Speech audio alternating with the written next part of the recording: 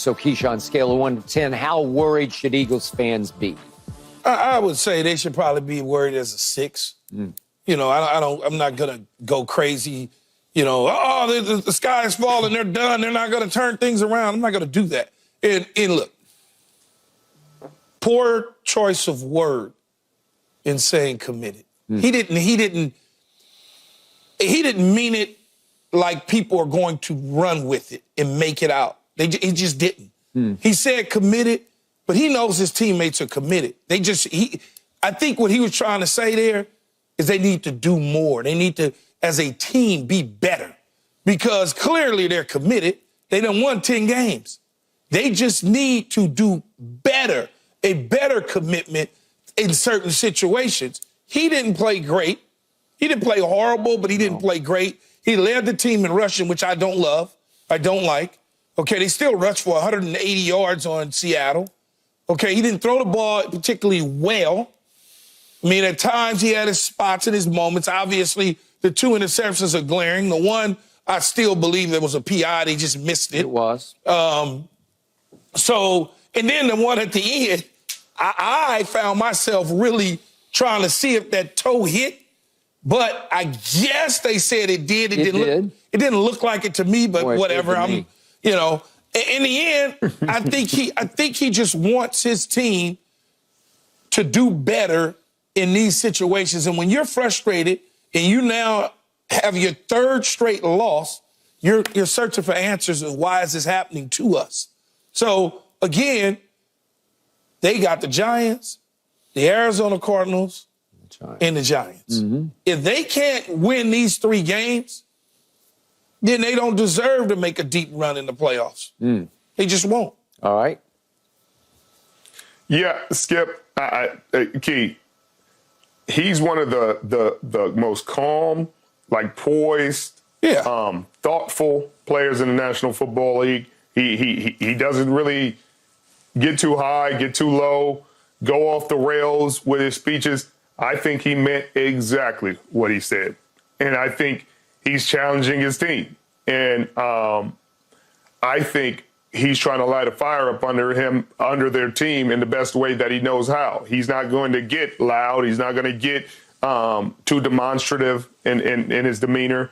But this is his way of lighting the fire under his team. And I think that he thinks they can play better. He knows they can play better, and he has to see them play better. He knows that in order for them to repeat as NFC champs, which I don't know if they can, they have to play a lot better than they did. And these games that they have coming up will not necessarily be an opportunity for them to showcase that they have arrived and that they have committed, that they will do better, because these aren't the quality of opponents that you have been losing to over the past 3 games.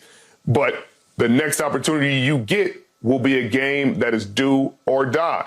And so what he's challenging them to do is be prepared for that. You need to recommit right now that, hey, you want to win a championship and do everything necessary going forward to do that.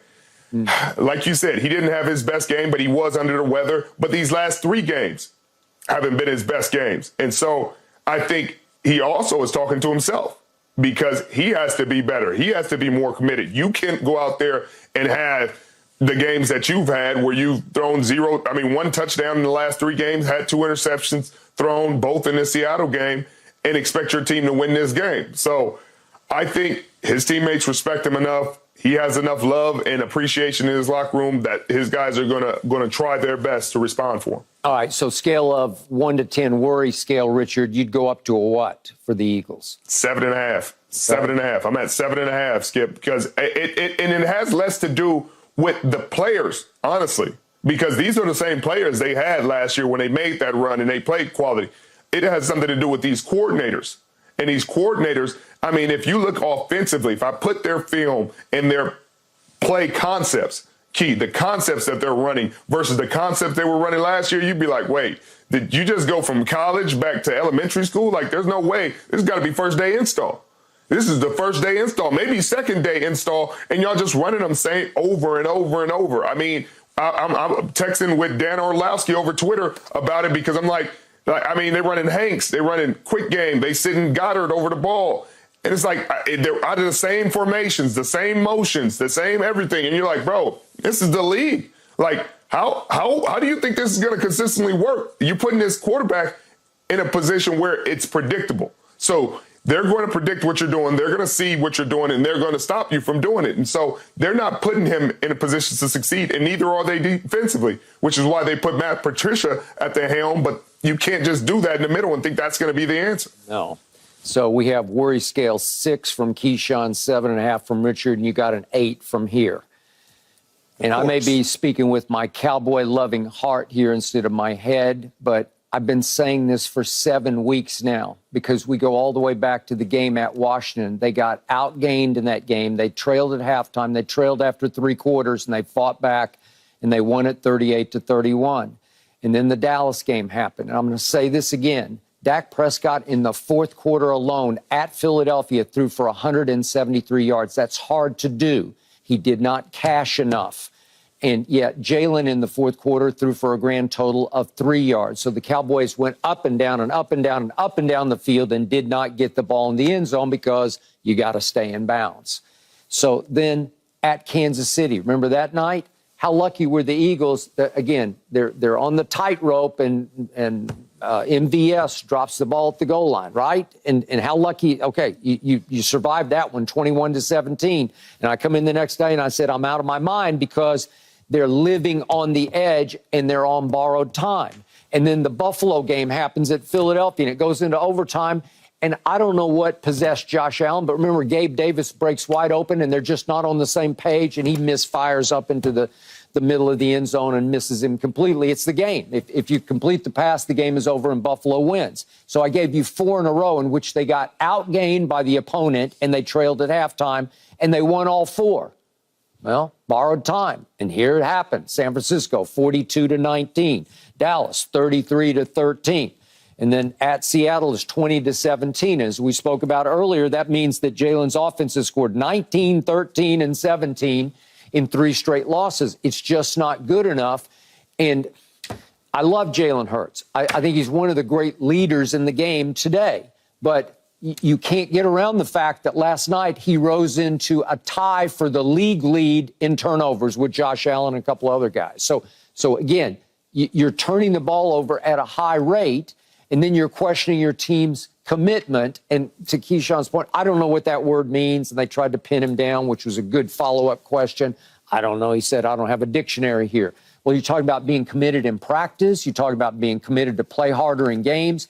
I don't know, but it's at least a crack in the foundation of this team that was 10-1 at one point. It's a crack in the foundation. I don't care what you say. Maybe Richard's right. You're trying to light a fire. Maybe Keyshawn is right. Who knows what that means? Of course, though, Skip, Richard is right. He's talking to everybody, his teammates.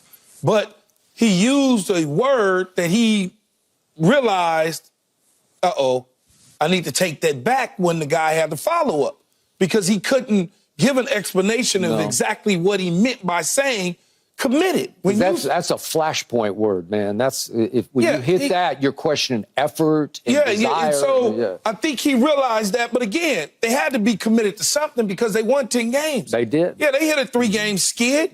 They hit a 3-game skid. They got 3 more games to go. And if they turn things around and really focus in on what they are doing that's so wrong, and like Richard said, when you talk about Brian Johnson, who is a young offensive coordinator in this game in the National Football League, not at Florida, not at Mississippi State, but in the National Football League, 14 games in. I mean, I'm not going, he's 14 games in. This isn't his 3rd year calling plays, his 5th year calling. This is 14 games in. So I'm going to give him an opportunity, a chance to fix it. Yeah. Will it be too late? I don't know. And then poor Sean Desai. I've just never seen anything like this. We get to mid to late December, and all of a sudden you're putting Coach Pencil in as the new defensive coordinator. Well, what do you do? Really? Was he? I don't know. Was he calling it, Richard, or was Desai giving it to him on the sideline? No, he's calling it. He was calling it. Absolutely. That was a demotion. He's calling it.